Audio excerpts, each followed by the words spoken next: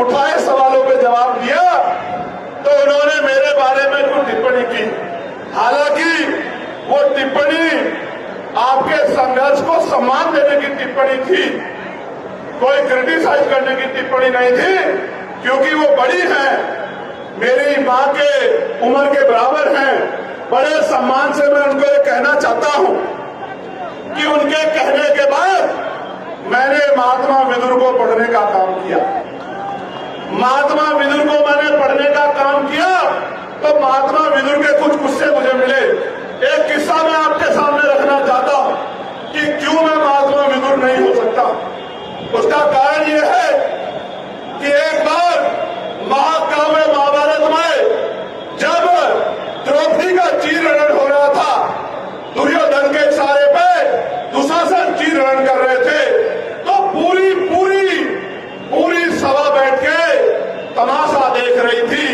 अकेले महात्मा विदुर ऐसे व्यक्ति थे, मैं उनके न्यायप्रियता की दाद दूंगा, जिन्होंने विरोध किया और दुर्योधन को चेतावनी दी कि दुर्योधन ये पाप मत करो, ये पाप आपकी राज्य की सत्ता को निस्ता नाबूद कर देगा।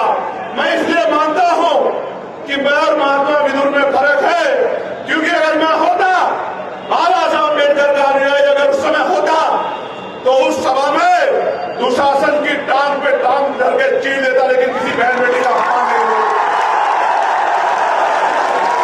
मैं चुप होकर नहीं बैठता, मेरा जो होता तो होता, लेकिन मैं दुर्योधन और दुशासन की टांग पे टांग धर के चीर देता, लेकिन द्रौपदी का अपमान नहीं होता।